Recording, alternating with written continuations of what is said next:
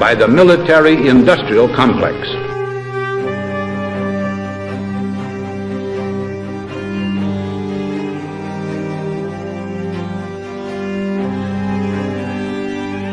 It could be seen to move violently forward, violently forward, violently forward. I'm just a patsy. Like when they attack. I have a dream.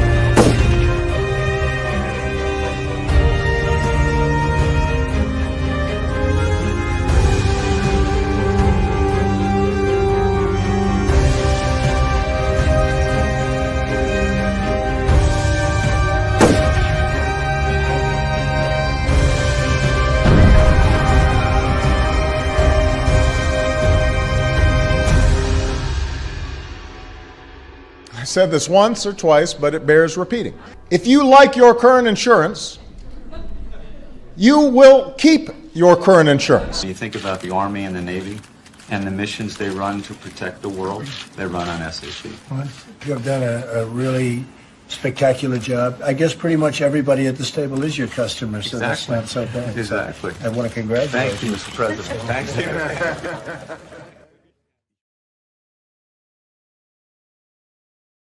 And we're back. How you doing, George? Hey, Peter, can you hear me? I can hear you. Can you hear me? I can hear you. That's awesome. I'm using these headphones for the first time, so cray, right? And I'm using mine. I did wind up getting a little Rode mixer for them because I can't really hear myself except through my subwoofer that is called my jaw. And Rode makes this really cool little mixer that you and I played with on the phone, and it seems to work great on the phone, but it just doesn't work on my computer. So I'll just have to self mix myself using voice modulation. Well, we're all about pattern recognition today, and you've got a couple of missives coming out on your Duke Report Substack about pattern recognition. And I just want to say, when you see a live exercise, remember what Dan Rather said. If it walks like a live exercise, it talks like a live exercise, it quacks like a live exercise, it's probably a live exercise. So all we did, our Potomac group in March 2020, is just said it looks like a live exercise. And literally the next day, the Secretary of State said, we're in the middle of a live exercise. And then Trump said, you should have told me. Imagine us all, and you helped us in that whole thing from California. So it looks, right. and now the White House is out saying it's a lab leak. So finally, they're seeing it's a live exercise. Well, yeah, but again, they're saying it's a lab leak, and right. Is it a lab leak or is it a live exercise? And so yeah, I guess the what you and I had discussed before the show that we wanted to talk about is the idea that there are patterns that we can recognize. And again, my hat tip is to you because I think that you reframed my reality with an expression that you used over and over again 7 or 8 years ago, which is it's all in the metadata, it's all in the metadata, it's all in the metadata. And for people who don't know what that means is that there are facts or data points for any event or anything that you see on the news or in current events or in history for that matter, that are things that actually happened as opposed to things that are interpreted for you by experts. And if you discount the testimony of the experts for a moment, I'm not telling you to always discount the testimony of experts, but push it aside for a second and then take a look at what you do know and then try to see how many different ways you can reconstruct the description of that event using the information that's known information. Is that basically it? Yeah, So, I mean, we just had Robert Redfield. The other part of this, Peter, I just wanted to say is the Senate report came out. The House report came out, lab leak in December, right? The Senate report just came out and said everybody got sick at the Wuhan games. You put the two together, you get live exercise. You put the man-made virus together with a man-made super spreader event, you get a worldwide live exercise, right? So though that hasn't happened yet, but one shoe is dropped now that Trump has at whitehouse.gov has endorsed the House report. Now, if he endorses the Senate report, we've got both shoes on his feet for live exercise. And that's what that's where I think we're going here. But anybody looking at the situation in Wuhan, and I'm just using that as an example, Kennedy assassination is another one, where you go, hey, here are tens of thousands of people all together, packed together in Wuhan, all marching around, all getting sick. A third of them are getting sick, and then they're all flying to 100 different countries after the games. It's obviously the super spreader event. It's like a child could see this, right? Mm-hmm. How you could say that it's a bat that flew to Africa and impregnated a pangolin, and then the bat flew back to the cave, then the bat flew to the fish market, and then the fish caught it, and then the fish all flew to 100 different countries. This is the theory that was being pushed by Donnie O'Sullivan. And it sounds like the magic bullet. It is the magic bullet. It has the same trajectory, right? It was the magic bat. It went to, we had the pangolin, we had the bat, we had the fish. And then somehow the fish jumped over the river and went over to the Wuhan Institute of Virology. And Donnie O'Sullivan is serious when we're on this conversation. And I'm saying, no, Donnie.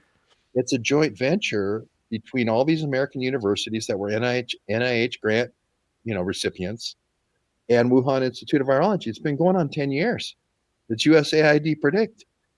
And even though that was given to him verbatim on live television, he turned it into something completely different, right? And now 5 years later, everybody's, oh, well, of course it was a live exercise. But this is the same way with the Kennedy assassination. They reframe the reality of what you look at and you say, well, gee, Kennedy went back into the right or back into the left, excuse me, like, in the movie JFK. And then they change it around. Dan Rather says, no, we went violently down into the right. And then they come out with a blue ribbon commission to call you a conspiracy theorist. If you just, again, a child could say he got shot from the front because he went lurching back into the back of a limo. Right. Well, as you said earlier, like I've written 2 articles this week that I've not published yet because my new strategy for publishing is that I write something, and I used to just be itching to hit publish, when I finish it. And what I've been doing is I've been waiting on it. I write it, and I think that it's finished, and then I think about it for a day, and then I come back and I look at it again, and usually there's something that I need to fix. So usually there's something I need to add. But what I've been writing about is the idea that there is this pattern. And again, I write a lot about epistemological warfare, and people don't know what epistemological warfare means because it's a big word and we don't learn these Greek words. But basically, it's perpetrating war against people by changing how they know whatever it is that they know. And so it means manipulating journalism and religion and literature and media and entertainment and all of those things. It means really kind of reframing the way that people look at things. And so my process has been to work backwards from words themselves, and that's where the U.S. Army program. I'm calling it a U.S. Army program. If you look this up in the literature, they don't call it a U.S. Army program, but neurolinguistic programming was developed by a guy who's ex-Special Forces, and a regular Army guy told me yesterday, I don't know if this is true, but I have to go check this out, that you don't actually get accepted into Special Forces unless you're either a sociopath or a psychopath. They do psychological testing on people to make sure that they pass one of those criteria, which would make sense to me. I know a guy named Ivan, and the guy who did I think he was Special Forces. Oh gosh, I'm going to forget his name. But continue. The guy who did the anthrax, who was the anthrax bomber, Stephen Hatfill. Yeah, he was Special Forces. Go ahead. Right. Spec Ops, right? Yeah. And this is a regular U.S. Army guy who works, who does occasional freelance special operations work. But anyway, the point is that there is a way to work backwards using language. And one of the things that I wanted to share with you, George, which is something that I think that you probably do inherently, but you hadn't probably categorized it this way. And I talk about this thing called the meta model all the time. And the meta model specific to language means that, Noam Chomsky said that we all have this thing that we call a deep memory. George Webb's is deeper than most people. But basically, if I asked you to describe for me all of the things that you did today between now and the show, between the time that you woke up and the show, in the most amount of detail, if I was specific enough about my questions, like asking you how many times you went up and down when you were brushing your teeth, right? Or how many steps it was from your bed to the bathroom to the kitchen and back to the bed. You know what I mean? It's like if I asked you to get into enough detail about the life lived, it would take you longer to explain it to me than it took you to live it, right? Because our memory is pretty good. Like we're constantly processing information, and in order for us to take our lived experience and turn it into language, we're constantly deleting, distorting, and generalizing what we know about the world in order to fit it into a sentence that comes out of our mouth and goes into somebody else's ears, right? So the dirty secret about language is that you and I right now in real time are deleting, distorting, and generalizing everything that we say in order to be able to facilitate having a conversation that the people watching the show can understand. But what's interesting about that framework, that meta framework, that's why they call it the meta model of deletion, distortion, and generalization. You can apply it to anything. You can apply it to a news story. You can apply it to history. You can apply it to almost anything that's conveyed in language. And so when Donnie O'Sullivan is saying something, anything, it doesn't matter, there's always something that Donnie O'Sullivan is deleting, distorting, and generalizing because that's the natural way that we communicate. And so the reason that this becomes important is because people who learn neurolinguistic programming learn how to exploit that idea, because if you listen to people closely enough, and I believe that that's what the meek shall inherit the earth is all about.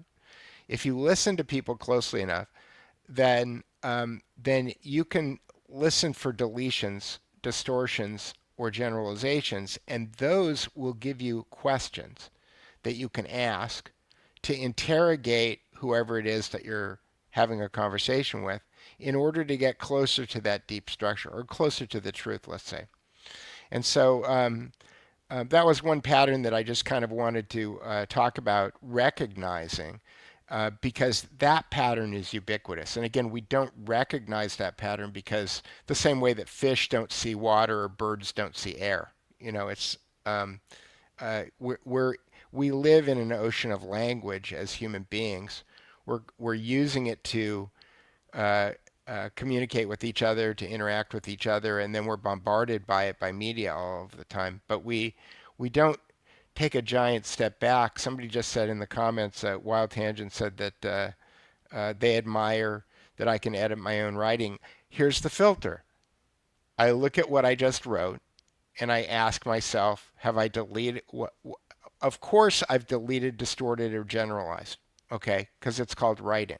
Okay, but the question that I ask myself in order to edit is are the things that are required in order for me to make the point that I want to make, have any of those things been deleted, distorted, or generalized? Because if they have, then I want to go back and fix them. And sometimes I just get tired. Like, you know this, George. You write for 4 or 5 hours. It's like your brain is like a wrung out sponge or something. You can't. It doesn't work anymore. You got to go for a walk. So what do you think about applying the meta model? Well, we apply it every day when we say buy me a coffee, Mm-hmm. because when I say buy me a coffee, I'm actually summarizing the fact I get 10 coffees out of that $5 because I buy Folgers. You buy more expensive coffee, but I still, go to Costco. you go to Costco. I'm saying we're not running out to Starbucks and buying a $6 coffee when we say buy me a coffee. It's figurative. Mm-hmm. We're talking about Folgers, right? And so, and I think that metal model. I don't look at it as me writing, by the way. I look at it as me putting an outline out, and then I get a whole bunch of people. I've already got a whole bunch of people from Europe and East Coast by the time the news hits me at 4 a.m. Mm-hmm. And so I kind of put out an outline, and then a whole bunch of people will then send me stuff. And then I'll put all of their Twitter quotes that I think are, move the ball forward into my article. And it kind of, I love this, you failed the psychopath test. I know Stephen Hatfield did not fail. Yeah. I know he got through because anybody who can anthrax all the people in South Africa and Rhodesia. But anyway, that's a good model. However it works out, where you edit your own or you have somebody else edit, we have to generalize. That's part of it. But I think there's a distortion where you can look through it in a wacky mirror, like one of those mirrors that, like a fun show kind of mirror that MSM looks at things through, versus kind of a true who, what, when, where, how, and why. If it looks like a live exercise and all of a sudden you're saying, no, it can't be. All those people got sick from something else. That's the flu and it's malaria in the middle of whatever. It was ridiculous if these people would have been hospitalized with malaria. Right. Well, That's yeah, I was gonna. So our troll is here. Okay, which again is just proof that the troll either has no life or they're under contract. We're not sure. I tried to block them, so we'll see if they're blocked. If they're not blocked, I'm going to tell everybody that's on Twitter, like I tell them every week, that if the troll doesn't go away, I'm going to end the Twitter stream because Elon Musk gives us no moderation tools to be able to moderate our chat. it shows you the troll is completely out of touch, though. I don't drink, and they think somehow wine's on my thing, and they think I cut my travel back after the near-death experience when I was down there with you, Peter. You know how delirious I was Right. from Yeah. from the pathogen. Troll is in a different time space continuum. Indeed. Indeed. So that what I was going to say is that there's another pattern that I've been so again going back to epistemological warfare. One of the things again I've been writing a lot about this is the idea that we are in this 2,000-year-old plus epistemological war zone where how we come to know whatever it is that we know is the battleground in and of itself. And the reason that linguistics winds up becoming the tool for unraveling that is because there's no intermediary required. There is no expert that is required. Anybody who's watching this stream right now can understand that we are constantly deleting, distorting, and generalizing our language. And if you can learn how to recognize those patterns of deletion, distortion, and generalization, you can start to figure this stuff out yourself. So I'll just share this one graphic I've got, which is, this is just something I pulled off the internet. But these are what are called NLP patterns. And so the easiest one for me to explain to people is something that is called a universal quantifier that's right there under generalizations. And the universal quantifier, these all have kind of like multiple syllable labels on them that have a tendency to kind of fool people. But universal quantifiers are words like any, all, always, never. And the interesting thing about universal quantifiers is that when people, and we all use them, I just used a universal quantifier. I said we all use them. If you wanted to challenge my use of a universal quantifier, George, you could ask me, all of us? And you Right. wouldn't have to know anything about the domain expertise. So if somebody says all nuclear weapons are dangerous, you could, without knowing anything about danger and without knowing anything about a nuclear weapon, you could say all of them.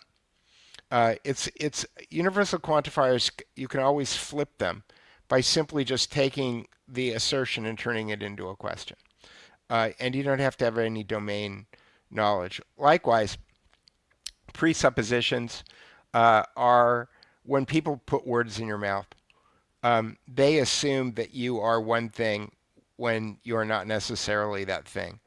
And that language happens all the time. If you're a Republican, you must be the presupposition is you must be a racist, right? Or you must be religious, or you must be something that someone has assumed goes along with being a conservative. If you're a liberal, you must be a something. These are all presuppositions, and so there's basically 10 different patterns here, but they all fall under deletions, distortions, and generalizations. And if you don't have to memorize these things, you just have to know that they're out there, and you can pick up on them one at a time. And eventually, because holding 10 things in your memory is often difficult. But I think that these linguistic tells also apply to journalism, because getting back to the magic bullet or the trajectory of the Wuhan bat, these are what you're explaining is in the meta model. It's a complex equivalency. That is, the story that you've told about the trajectory with the bat and the pangolin and the Wuhan games and then the military and all that other stuff, that's a very complex equivalence. That is, the reason that this happened was because all of these different things occurred, right? There's nothing, that's about the most complex equivalence that you can get, right? But if you could learn to recognize, oh, that's a complex equivalency, then that naturally leads to the next question, which is, how do they know that?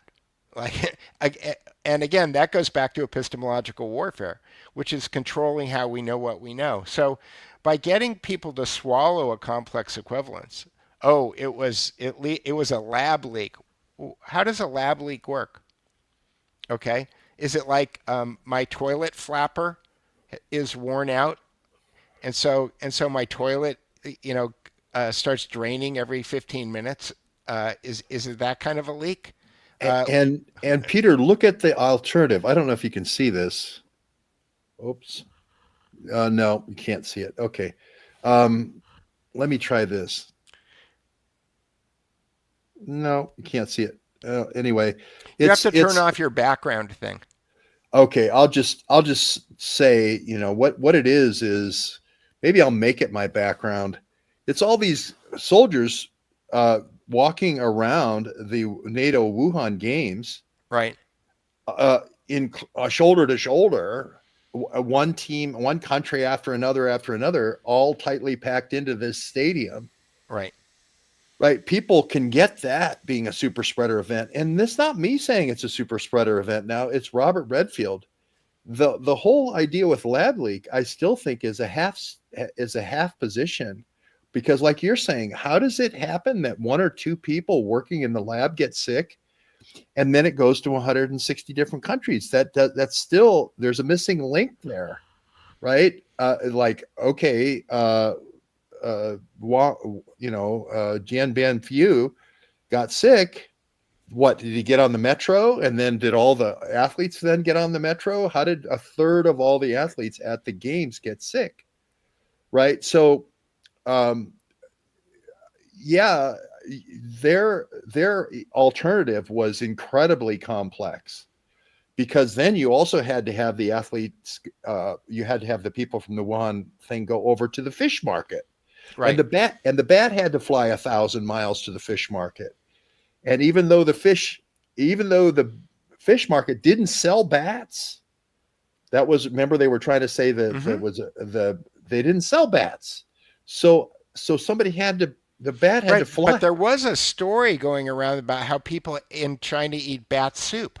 Do you remember the bat soup story? The bat supposedly fell into the soup, and there was even the story of the thing with the contagion. You remember the bat, supposedly the droppings went in the pigs, and then the pigs got taken to the fish market, and then this whole Rube Goldberg machine that they put together. And I you've seen the opening ceremonies or closing ceremonies of a Olympics, right? And a third of the people get sick.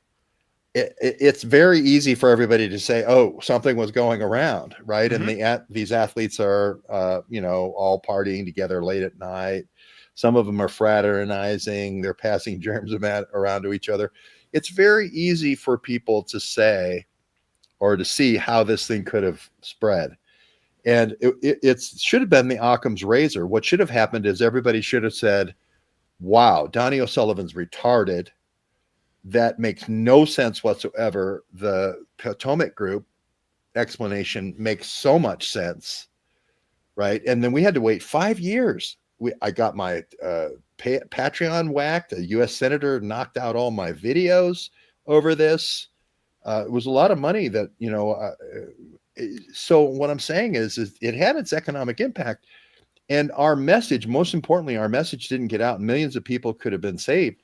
So that's what I'm saying is this thing you're talking about, which is a complex equivalency versus a very simple, we should ask ourselves when we first hear something, if it passes this sniff test. Hey, here's all these people marching shoulder to shoulder. Plus we had this group that was eating out of the trough, shoulder, Shin Shan-on-Chi, and the Department of Defense had funded Shin Shan-on-Chi in 100 different countries. I wonder if that's how they got it, right? Versus the fish all growing wings and flying. But that actually happened. We lived through that the last 5 years, and no one asked those critical questions like you just said. None of those questions were asked. Right. Well, one of the patterns, again, this last article that I've been working on, which I have not published yet, I will publish it in the next couple of days. I've written it. I'm editing it right now. And I want to, again, I just want to make sure that every sentence is true and that I haven't forgotten anything. But Nicholas Berggrun's Institute has an essay contest, and they are paying $50,000 for someone who can write an essay that is about consciousness. Now, I don't know about you, but I've noticed, Courtney Turner has noticed this, and I think Matthew Arrett has noticed this, and Matt Crawford has noticed this, is that this word consciousness keeps popping up in popular media all the time. And it never really has the same definition, right? And if you look back in history, then you've got, people like Carl Jung and Sigmund Freud, who, if you listen to the Palmerston Zoo series, Carl Jung, he said a lot of interesting things. He also was Alan Dulles' personal psychiatrist. You know what I mean? He also wrote a book on UFOs that was published in 1958. There was a lot of things that, and a lot of police. There was a police album called Synchronicity, which is a book that Carl Jung wrote. So why am I bringing this up? Because consciousness, if you go back and you look at the etymology of the word and you go back in time, I have a very simple definition for consciousness that Peter Duke uses. You don't have to use this definition, but basically consciousness to me is just the ability to see your own frame. What for you? It's the ability for you to know what your life experiences and biases are that affect your decision making in life. That's my definition of consciousness. I am conscious of what how Peter Duke, again, epistemologically, I am conscious of how I make decisions when I have the time and wherewithal to be aware of my decision-making process. That's it. It's very simple. Turns out that if you go back and you go back 2,500 years, that's basically the Greek definition of consciousness. Now, what happens in between 2,500 years ago and now is that there seems to be a pattern.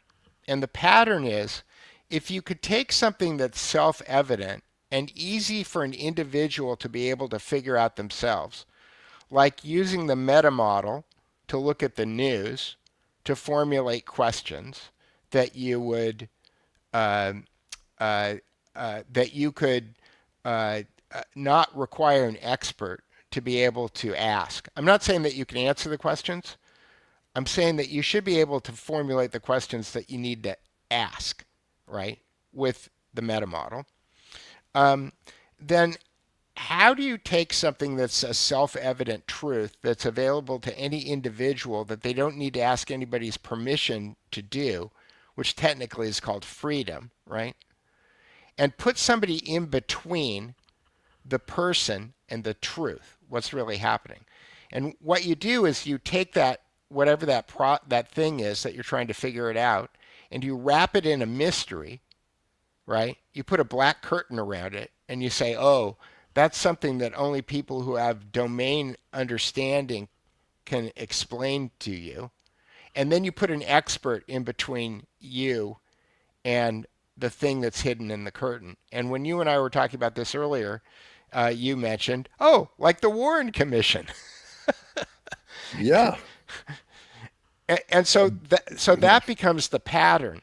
The pattern is you take something that anybody can figure out, and then you wrap it in a mystery, and then put a wall of experts in between you and the truth that you have to get through in order to be able to figure it out when you could have figured it out by yourself in the first place.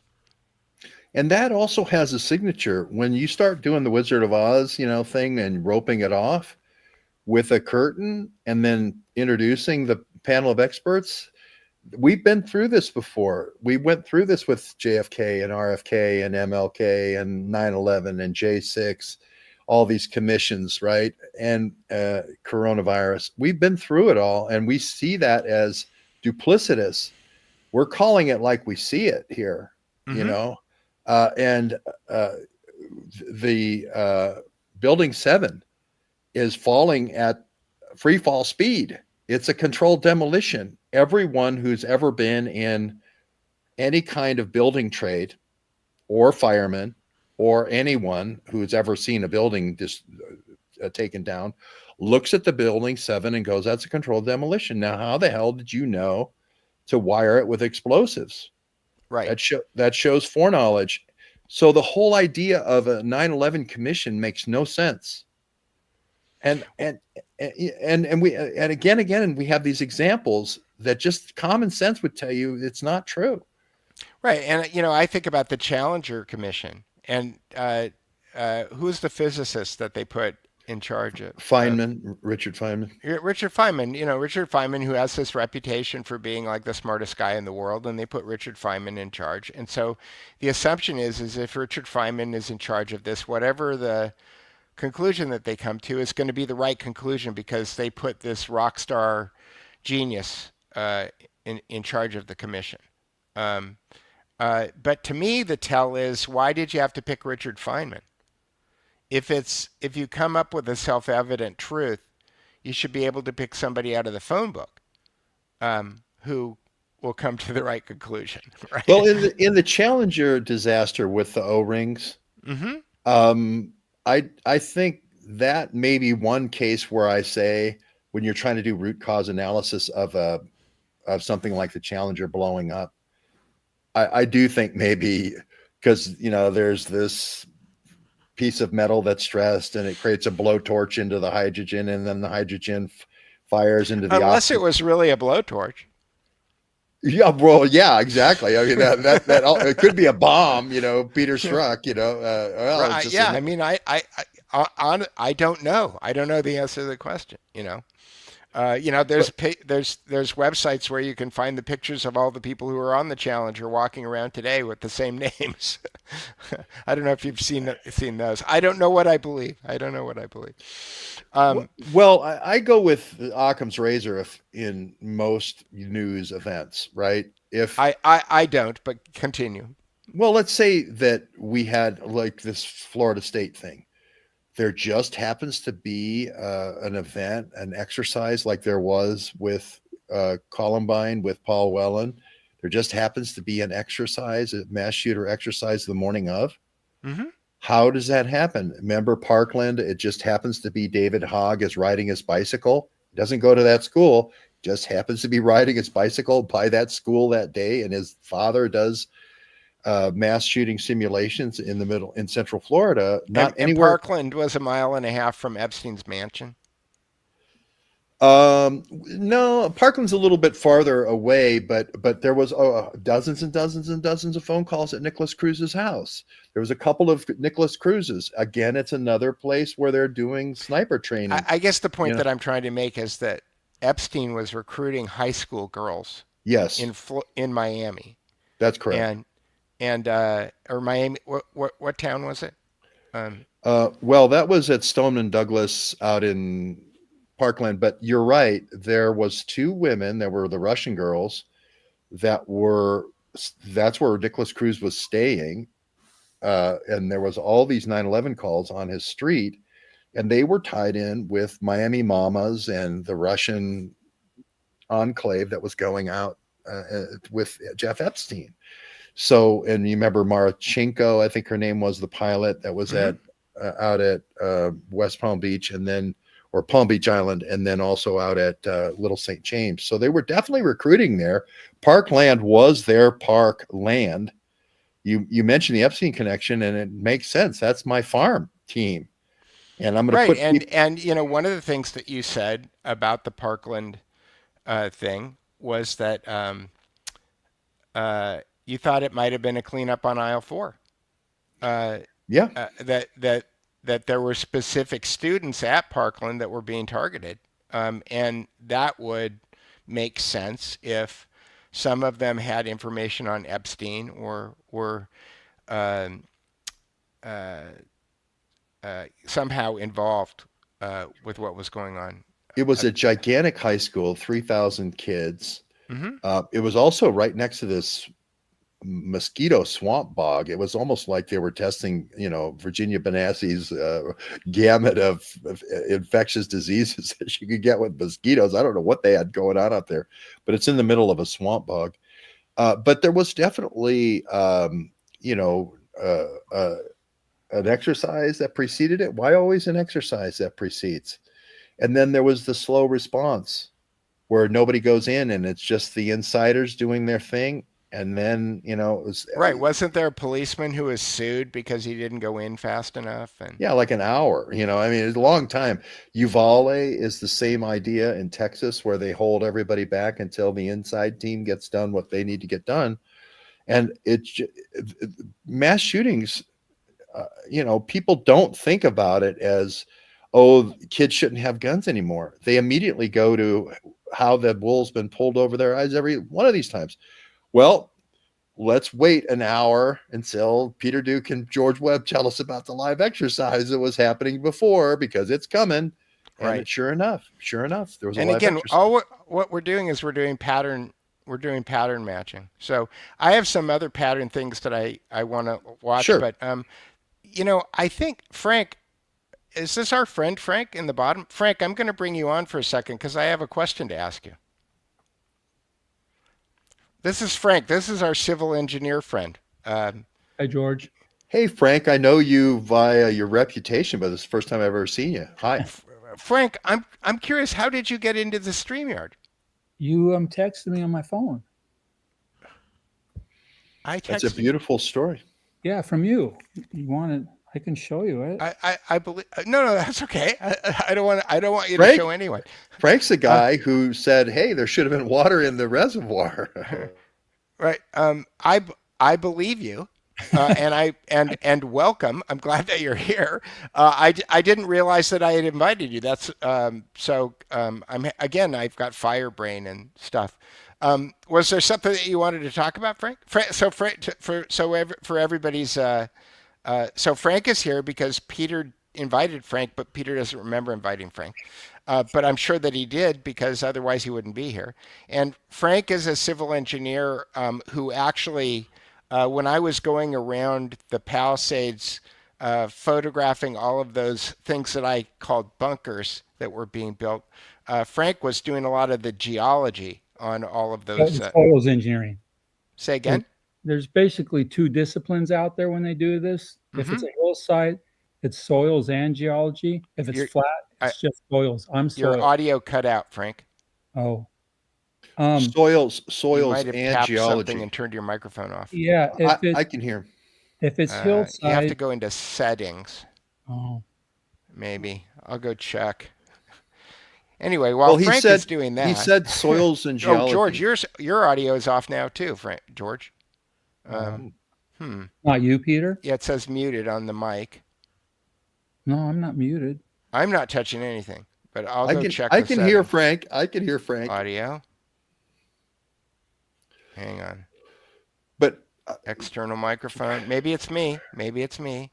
I just want to say with Frank. External. Maybe it's me. Hello? I think it is you, Peter. Wait. Yeah. What happened to my camera? It switched to the other camera. I think the battery ran out on your primary camera, and that's where your micro is. All right, we all just had. Okay, so my microphone and headphones are set correctly. Yeah. You can hear me? I can't hear you. I can hear you.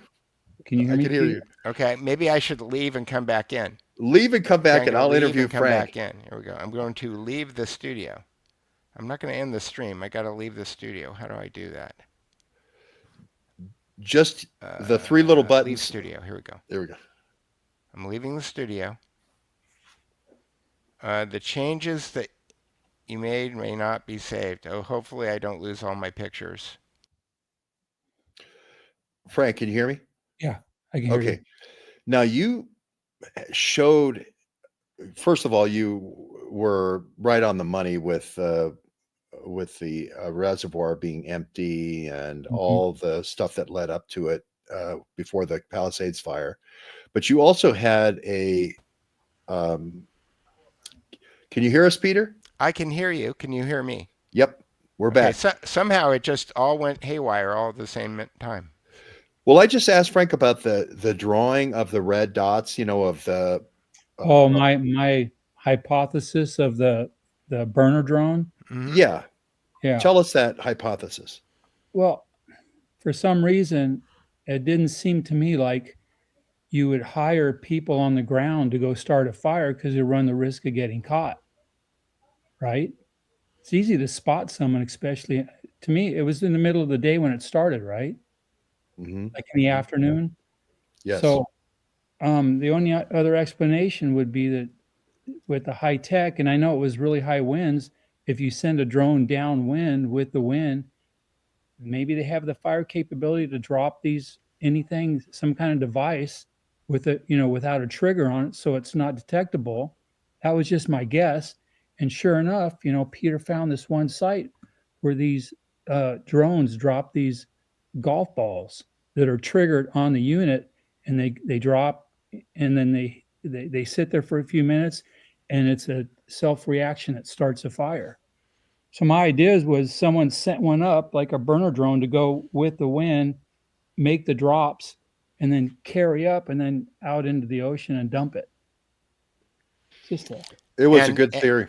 Yeah, and then just by coincidence, one of the super scoopers hit a drone.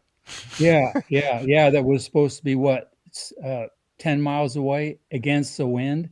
No, I don't think it was 10, but it was more than what's allowed, right? I mean, as the crow flies, it was about 2.5 or 3 miles, but it was the drone that they showed in the pictures was a DJI Mavic style drone, and that's got a battery that lasts 20 minutes, maybe 25, and in that wind, I mean, I had a drone, it burned in the fire, but in that wind, the battery life is significantly reduced because the motors have to run so much harder in order to be able to manage that. And if you go to the Drone Amplified website, and again, I think that the way that this worked is that we have a network, because I think that George was talking about drones, and somebody in George's network let him know about the ping pong balls. Is that correct, George? Yep, the potassium permanganate little Dragon Balls. Right. Yeah. So George was talking about it on his live stream or wherever I saw it. And then I went and looked up what George was talking about, and I found that there was video. And at the same time, you used your engineering mind to kind of figure out, well, if I was going to do this, where would I do it from? And oh yeah, just coincidence. Again, this is complete. Do I have the But this is the live exercise thing. I have the again. high octane speculation. I'm going to cover myself with high octane speculation. If you were going to take off a drone and you were going to do a kamikaze run over the Palisades like that, the real estate that is being developed for the future Berggruen Institute would be a great place to go take your drone off and then go with the wind, right? Out And across Peter, the Palisades and then out into the ocean. This is the live exercise thing again. Scale AI was running a live fire exercise. So was a Chinese company called DeepSeek Labs, and Fire AID. Fire AID was also running a live exercise. So Fire AID winds up being the exact name of the benefit concert that they had for victims. I'm never going to see a penny from Fire Aid, okay, because that's a giant money laundry, right? So people that sorry, go ahead, Frank. People that fly drones, part of the thing when they have these is there's always the idea that you're going to have a return trip, right? Right. You're sending a drone out and they return. So my thought was, well, no one probably ever thought of just a one-way trip. There's no return. Correct. And you might have had multiple. You might have had a dozen of those things all locked and loaded and ready to go. Right. But it only just takes one, right? And there was a top executive that was flying the drone.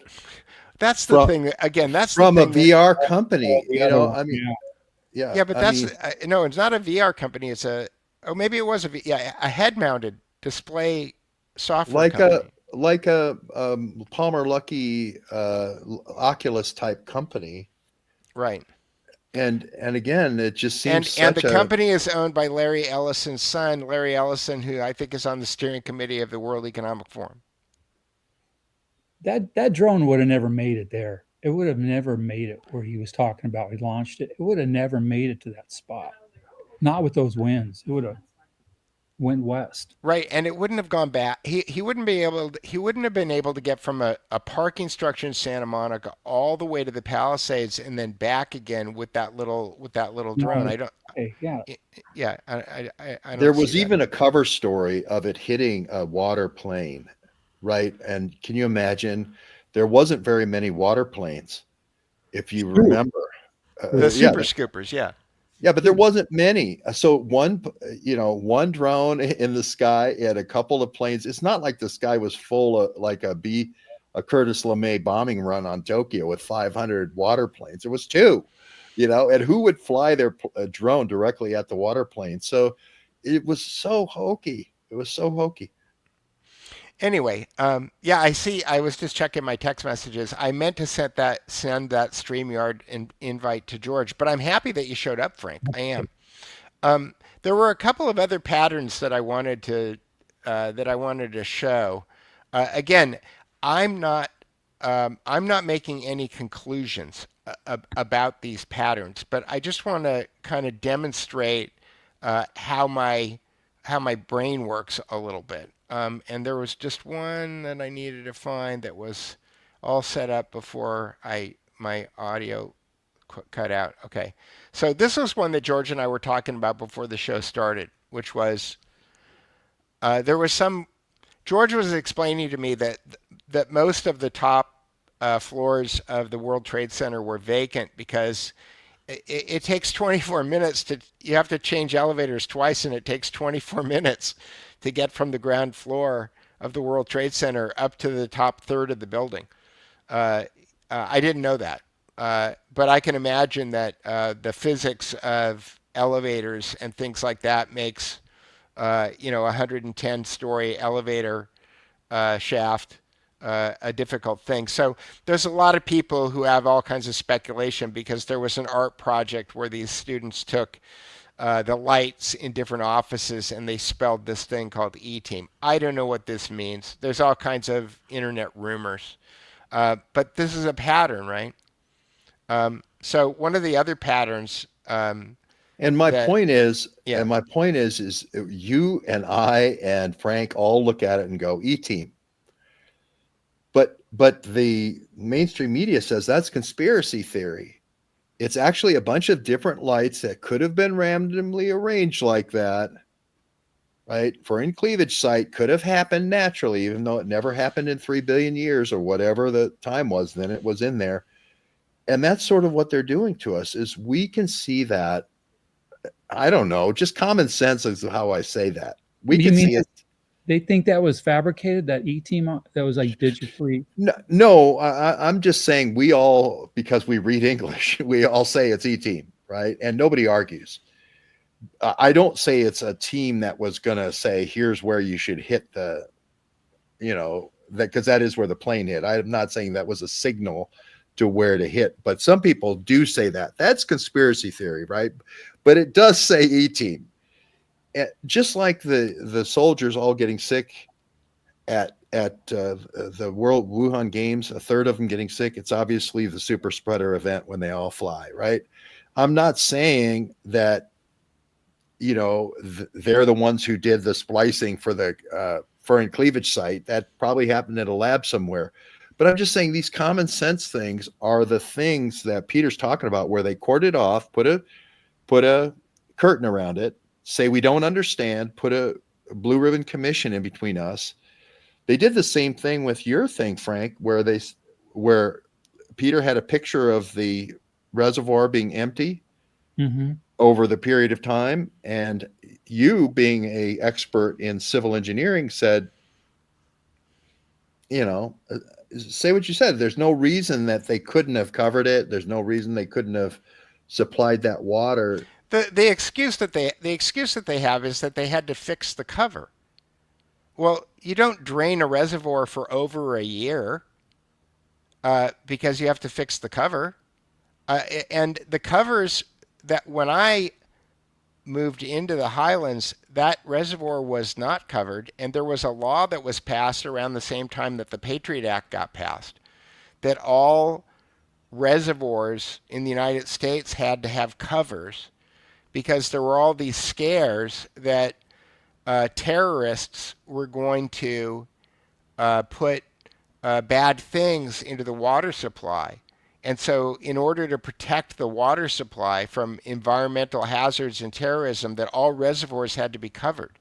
So there was a big project, when I was living in that condo, ongoing, to cover that reservoir. It was not a covered reservoir when I moved into the Highlands. When they do these studies, it's they go through a CEQA study before they did this project, and they had to go through a checklist. And one of the checklists was public safety. This is before they got the permit to do the constructions for the cover. One of the questions was that they had to address fire, and they had to prove that why the supply of water was out, why they did this renovation, that they had alternative sources for helicopters to come in and get water. And they cited the other reservoirs. One of the reservoirs they cited in the study doesn't exist. And that was in the study. You can see it. I think I sent it to you. And anyways, so when that was part of the study, that they had fire coverage in the event that they had a fire, the helicopters had access to it. But what it didn't explain, that after they build it, that access is permanently taken away. Yeah, I mean, again, what's going to happen is that 10 years from now, somebody's going to find that someone who was a DEI hire at the DWP made a bad decision, and if I'm still alive, I'll get a check for $10 in the mail and a I'm sorry note. But but it looks like I don't know, whatever the last picture of this is, it still doesn't look like it has very much water in it. This is a couple hundred yards from this was my condo right here. Good news, the insurance company is going to pay to rebuild them. They got that news yesterday. And George and I ate at this restaurant once. Let me see. And I guess it didn't burn down. I thought that it did. But, Is that today? I don't know. This is... It's recent since the fire because you can see the burn scar. Yeah, it's recent since the fire. But I guess that restaurant that we... Although I'm not sure... There it is. George and I used to eat in this restaurant. I'll go back. Actually, I thought that... And this is the corner right here. Palisades Drive and Palisades Circle. This is the corner where... When I drove up on the 8th at 11 o'clock in the morning, there were 1, 2, 3, 4 fire trucks parked at this intersection. And the firemen were all standing with their arms folded, talking to each other like they were waiting for a bus. And 900 feet away, this fire had not started. I ran into this condo complex and I rescued a print that a friend of mine had given me as a wedding present, and some speakers for my daughter's music studio. And my truck was parked out on the street here, while my wife was in a panic. But I shot pictures down the hill here, and you can see these hills were cleared. You could see that this is a lawn, but the fire did not burn any of these trees. The fire jumped from here to here, and none of these units were on fire. And the fire trucks were 900 feet away, and the firemen were standing there with their arms folded. Zoom out here. Okay. See where condos are? So where do the embers come from? So they must have came from... They burned, the day before the fire started up here. Now, what you have to understand is that the origin of the fire was up here. The origin of the fire was up here. Okay? This is where the fire started. So the fire that burned down my daughter and ex-wife's condo came from over here. So there was another fire, and the wind was blowing this way. I'm sorry, it was blowing from upper right to lower left on the screen here. And so for the fire, the embers would have gone from the upper right-hand side of this picture to the lower left-hand side of this picture and then burned. I'm sorry, let me make this. Go in, zoom in more. Yeah. So from upper right to lower left, and then it had to burn all the way down from the left to the right here to get to these condos. So, which is the opposite direction. A lot of homes in between you and this fire where it started that survived. Right, and oh yeah, by the way, these are much more expensive homes. This is a celebrity enclave, and very few of these houses burned. Right. Maybe they had a water truck there. Yeah. Unclear. But anyway, okay, so that's we're just looking at metadata right now, right? We're just looking at like how do we, determine what the truth is. So here's a weird thing, and this goes back to another thing that Frank pointed out, which is Frank and I disagree slightly with George on what happened in Butler. Okay? But again, this is a weird thing. I don't know what this means. I will be clear when I say I do not know what this means. But 4 plus 5 is 9, and 4 plus 7 is 11. So this hat says 9/11 on it. Now, in order for this to be a predictive programming kind of thing, the people that control the world would have to know that Donald Trump was going to be President 45 and President 47. I don't know that that's true, but it's a weird coincidence nonetheless. I don't think it's weird. Here's where it gets weirder.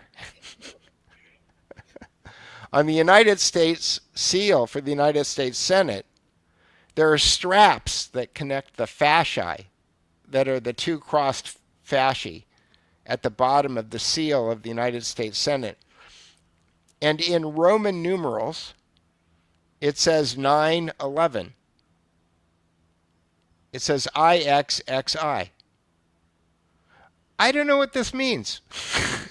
Can I just say the Bobby Kennedy, they found a box. They always find a box, right?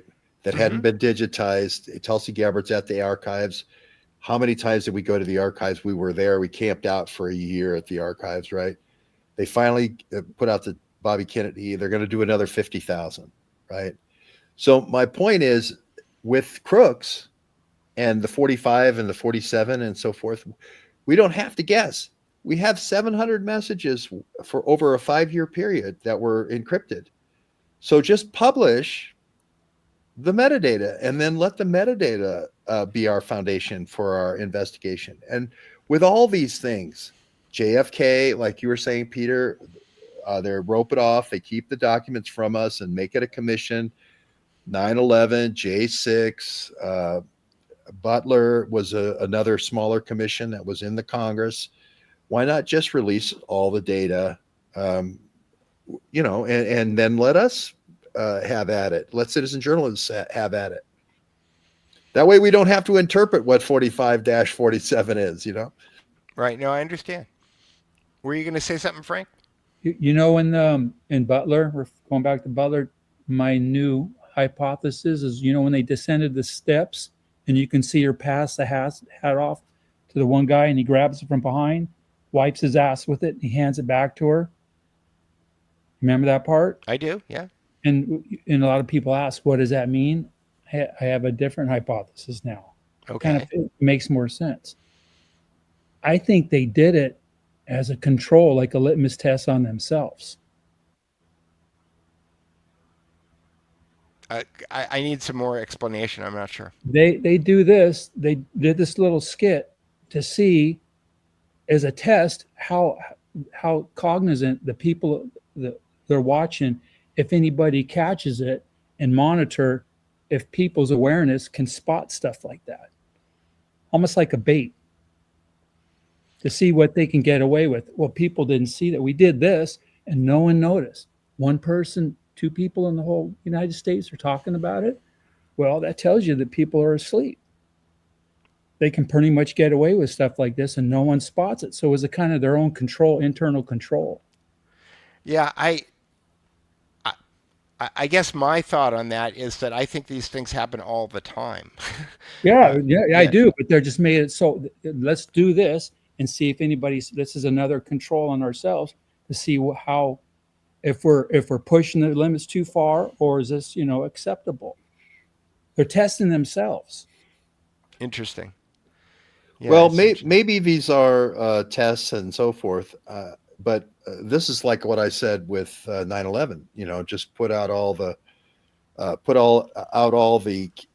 encrypted communication that the hijackers were using and the handlers were using, and Kurt Weldon was using. Kurt Weldon's person was arrested.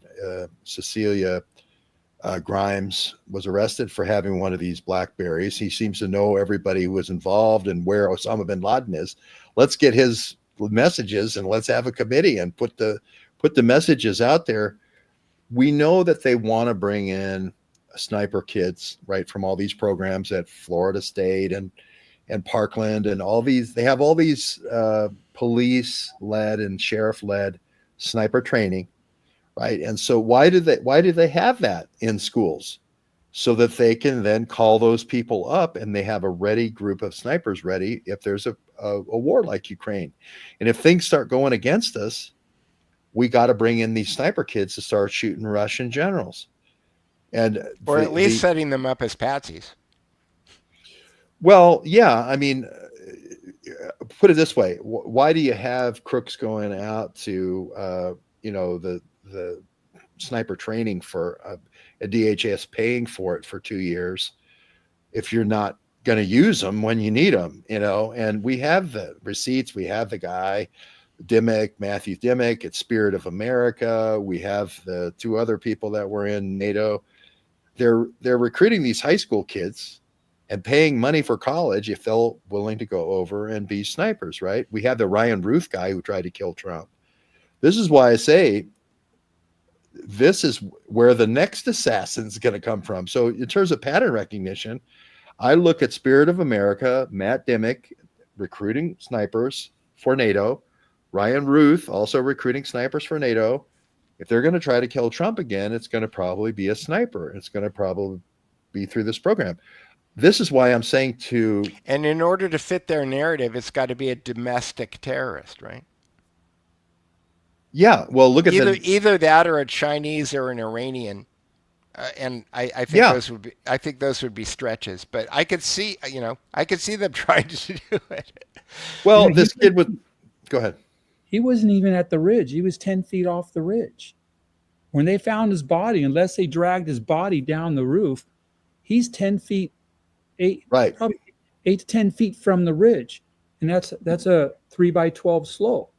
So if he's looking up with his gun sitting on the roof in that position, he could barely see over the ridge. And the only thing he'd be able to see from that is the other snipers. He didn't have the viewpoint to look down on Trump.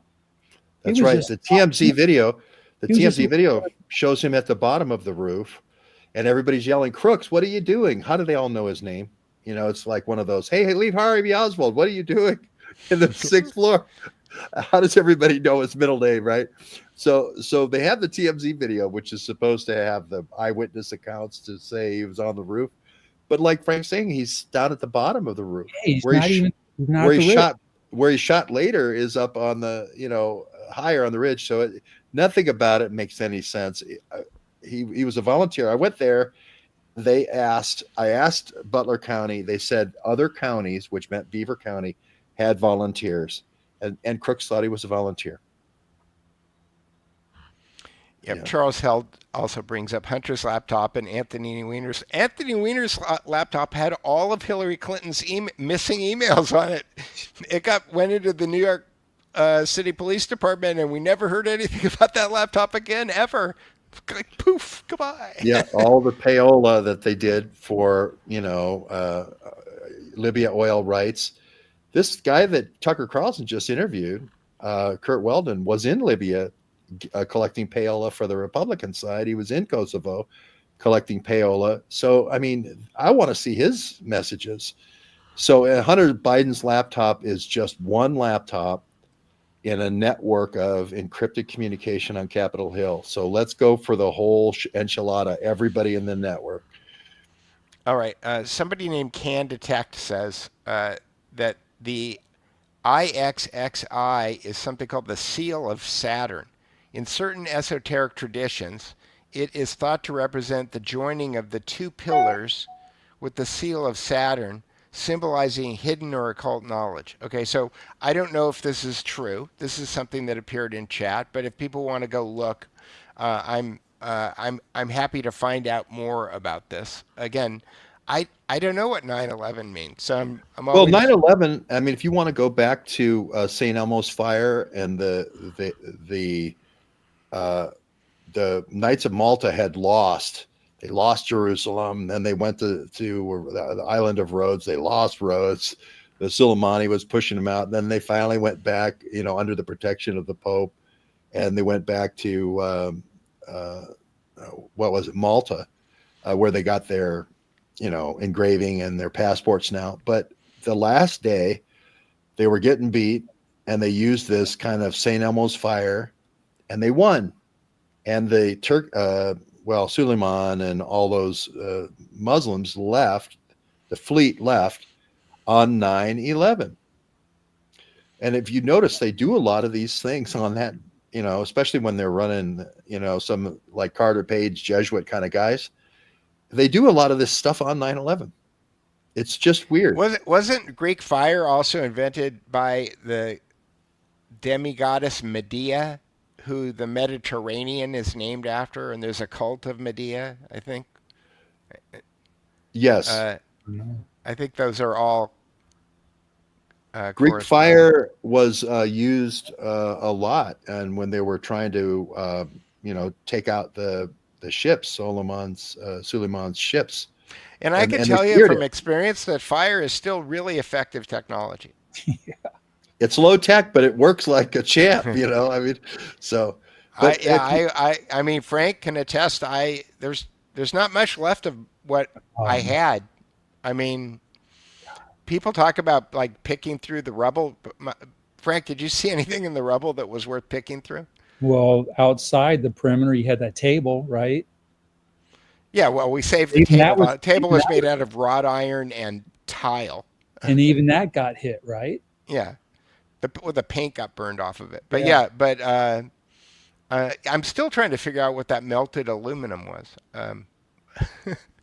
We found a pool of aluminum, and it was like, I'm sure this used to be something I owned, but now it's just a liquid pool of aluminum. So I wonder if That's that was your That's on AR-15. low scale with melting. That's like 900 degrees, right?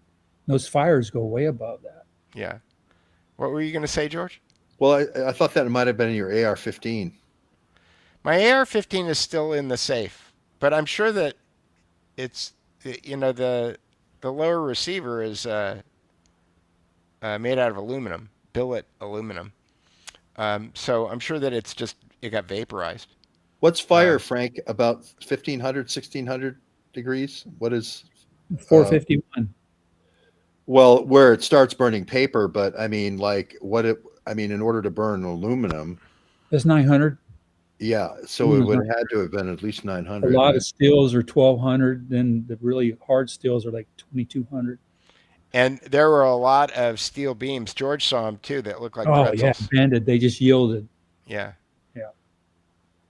Some of them pretty thick. There's one job I'm at off of Chautauqua.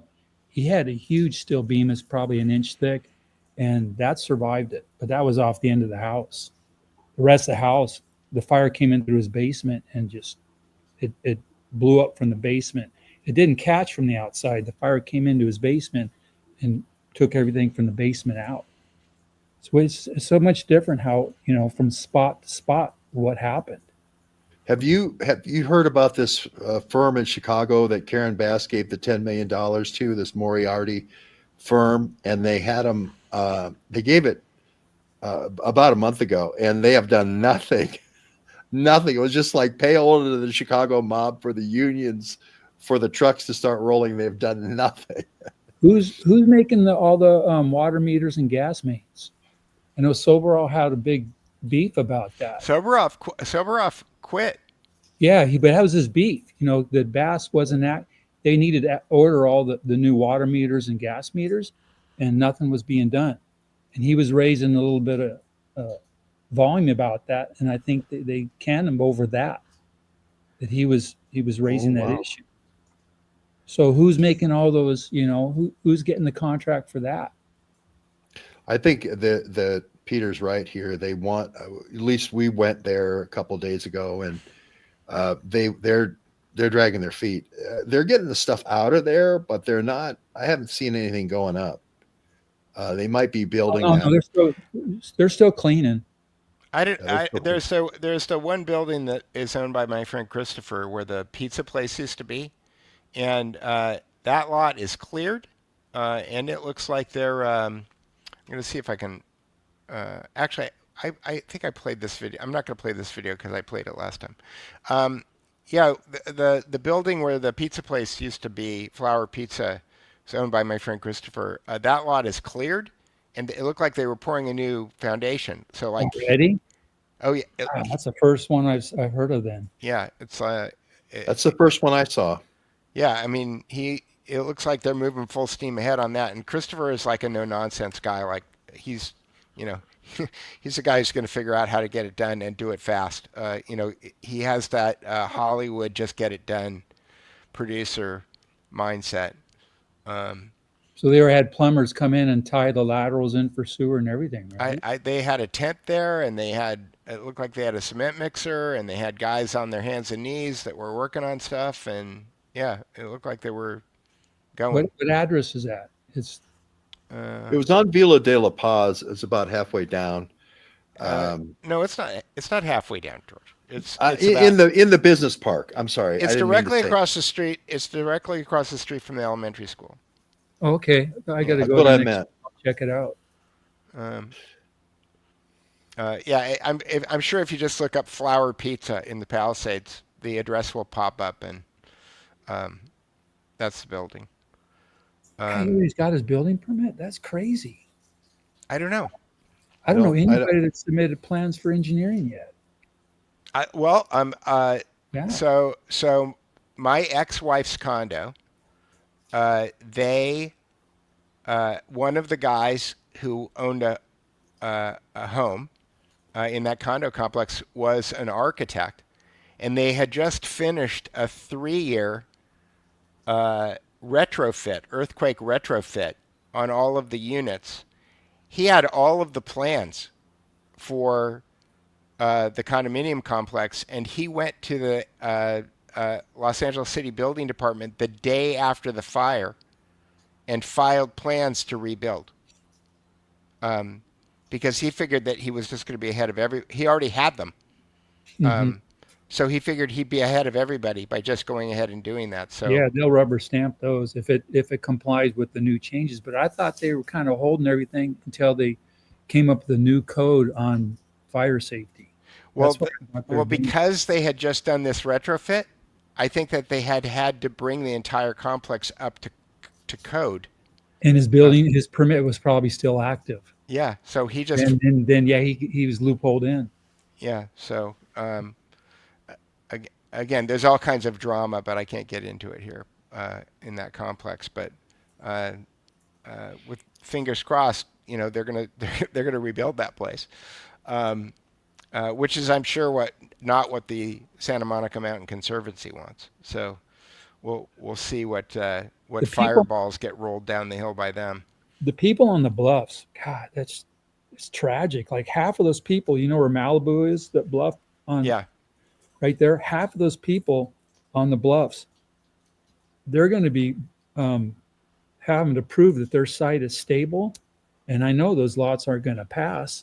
And those people either have to come up with the money to stabilize those hillsides with big, massive piles and grade beams, or they're going to have to sign a document that said their property is unstable and the county was not going to be held liable for anything. And then they'll be uninsurable. Yeah, and they're going to attach it to their title. So when they go to sell it, it has that how would they disclose that? A hazard. Yeah, I know there's that one really modern looking apartment building that is between Santa Monica Canyon and Santa Monica proper. And I want to think I think it's called One Ocean or 101 Ocean. And I know that the condos, that everybody who lives in that building had to pay cash for their condo because they're unmortgageable because of the geology of the building. So you can't get a mortgage and buy a condo in that building because the geology isn't safe enough to make the insurance companies happy. They won't meet the factors of safety for slide seismic. Right. That's where they fell. Right. So so I can see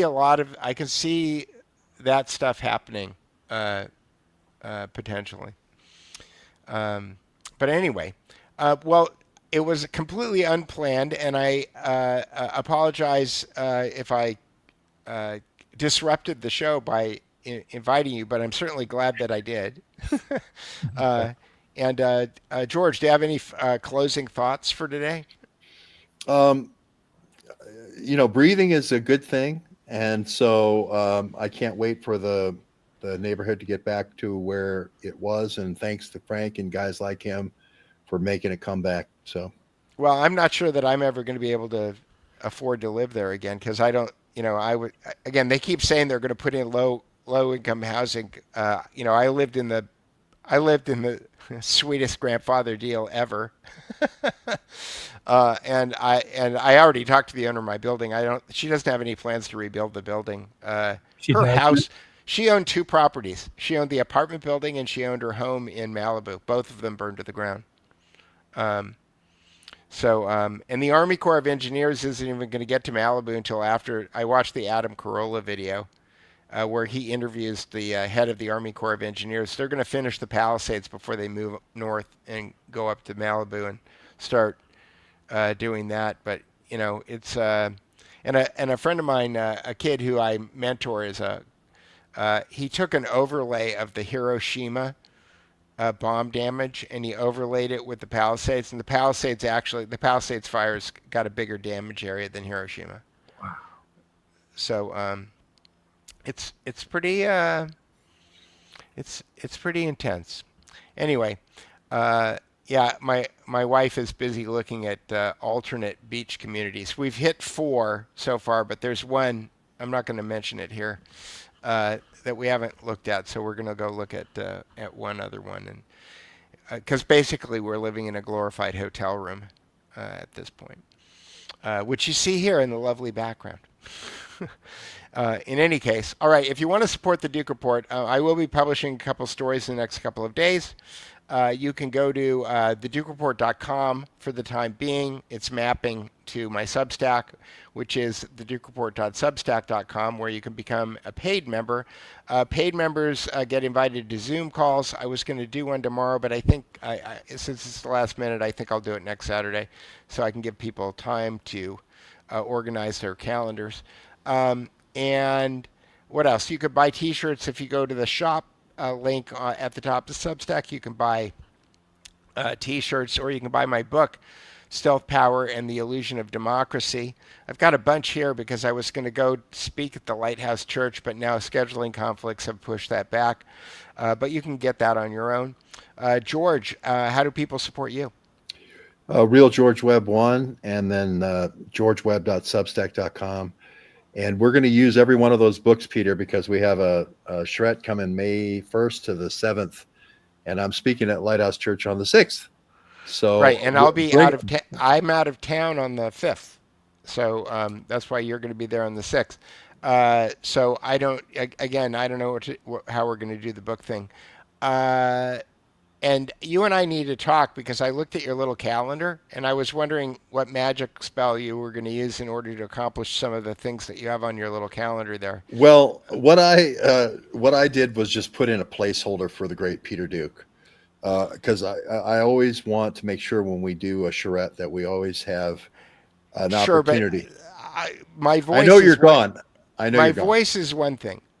My ability to allow people into places that are guarded by people with AR-15s is another one. So no, I wasn't. I was talking about going down to the beach, Santa Monica Beach, with just chairs for the beach. For the beach seminars, not into the neighborhood. Yeah. Because getting in there, you still have to show a pass, and you still have to go by people with rifles. Yep. They're very nice. They're nice. Yeah. But anyway, Frank, you have a Substack. Do you want to tell people how to find your Substack? Just my name, Frank Michoni at substack.com. Okay, and how do you spell that? Miscione. Okay, Frank Michoni. Yeah. frankmichoni.substack.com, and you can see where Frank disagrees with George on Butler. I don't say I disagree with you, George. I just present what everybody has their opinions. I don't own the truth. Good. Again, that's what makes citizen journalism great. We can all look at the same metadata and we can come to our own conclusions. And the reason that the oligarchs that control the media space don't like that is because they don't want anybody coming up with their own conclusion. Yeah. I just say put the data out and then we can build on top of it. So yeah, let's do it. We're going to be doing the RFK analysis. We're going to be asking for the last 3,000 JFK. So we're doing that right now. So I see All right. people Well, asking about it. Yeah. all right. Well, thanks for joining us, George and Frank, and thanks to everybody out there who joined us. And we'll see you again next week. We'll try to figure out a good time. We were doing Tuesdays, now we're doing Fridays. Again, I'm running a lot of errands during the daytime. I'm trying to write stories. I'm trying to find a new place to live. So I apologize for the scheduling. But one of the things that Jessica and I have on our list is to basically be in a place where doing the show is facilitated in a better way than it was when we were living in the Palisades. So that's on our to-do list. So with that, look, we got 999 people watching, which is Wow. 666. Oh, just went to 1,002.